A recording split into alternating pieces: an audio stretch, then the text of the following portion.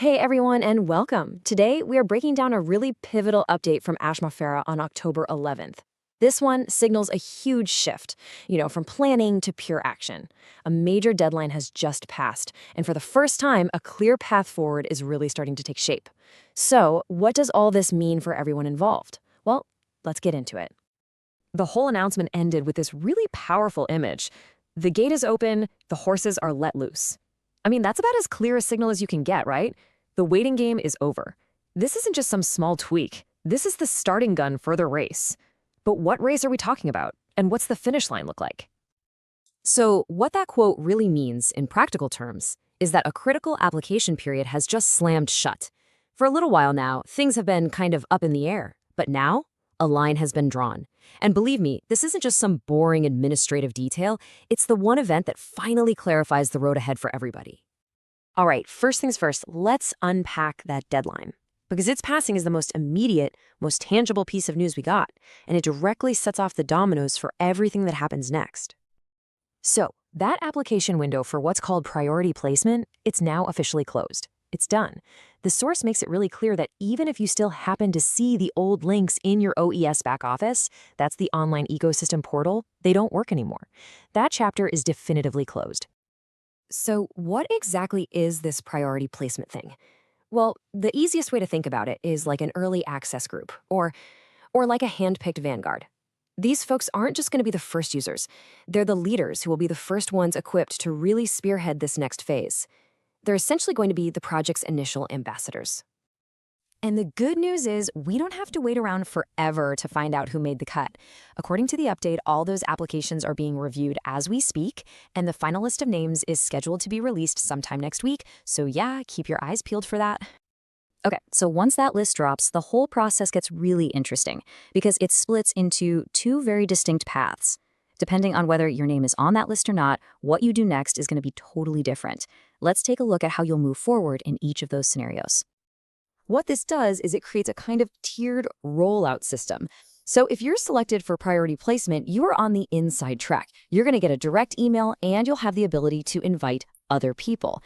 Now, if you're not on that list, your access comes from the network itself. You'll actually need an invitation link from one of those priority members.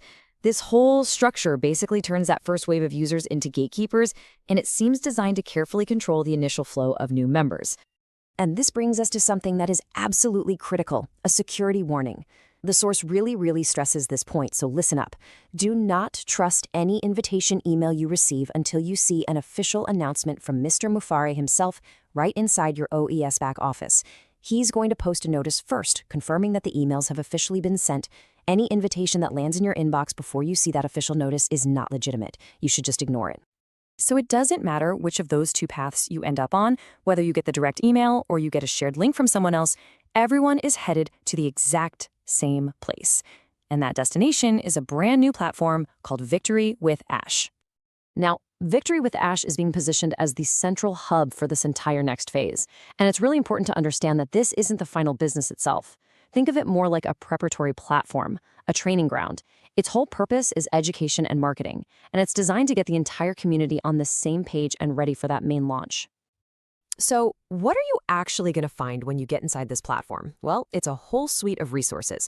We're talking educational modules on online marketing, direct access to the founder's own strategies, and a bunch of tools and products for members to use. The stated goal here is to just get rid of all the guesswork and provide a really clear, step-by-step process for what you need to do to succeed in the business that's coming. And here is a massive point that was really hammered home in the update. There is no cost to join. Access to the Victory with Ash platform, including all those prep tools and all the educational resources, is 100% free, $0. This completely removes any financial barrier for anyone who wants to get in on this next phase. So we've covered all the practical steps, right? The deadlines, the emails, the new platform, but all of this how is really just in service of a much bigger why. So now let's zoom out and explore the core philosophy that is driving this entire venture. These two ideas, financial independence and financial privacy, they're presented as the absolute heart of the project's ultimate goal. See, the vision here isn't just about making money, it's about fundamentally changing the relationship that people have with their own finances. But what do those terms actually mean in the context of this project? What does this big vision of independence and privacy really look like when the rubber meets the road? The word that's used over and over again for this ultimate goal is sovereignty.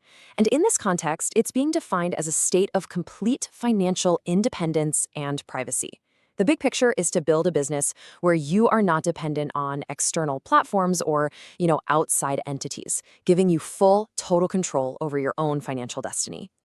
And Victory with Ash is explicitly designed to be the bridge to get everybody there. It is the training ground for what the source calls the big, bold, beautiful new business. That's the final venture where this whole vision of sovereignty is supposed to become a reality.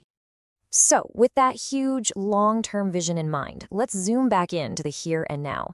What are the concrete, actionable steps that we can expect to see play out over the next 30 days or so? This timeline lays out a really clear, phased rollout. It all starts next week when that priority list gets released. That event kicks off a period of about 4 weeks for everyone to get onboarded into Victory with Ash, and only after that training and alignment phase is all done will the new business itself actually launch. So this is a very deliberate step-by-step activation plan. The source actually gives a specific estimate, saying this initial phase inside Victory with Ash will probably last about a month. The whole goal seems to be to give everyone enough time to absorb all the new information, to learn the marketing systems, and to get fully engaged before the doors to the main event swing open. So there you have it. The gates are officially open, and a clear, multi-stage path has been laid out. The next 30 days are all about activation, getting those priority members in first, and then expanding access to everyone through Victory with Ash. It's a highly structured lead-up to this ultimate goal of a sovereign new business. The map seems clear, but the real question remains, will this very structured journey actually lead to that big, bold, beautiful destination that's been promised?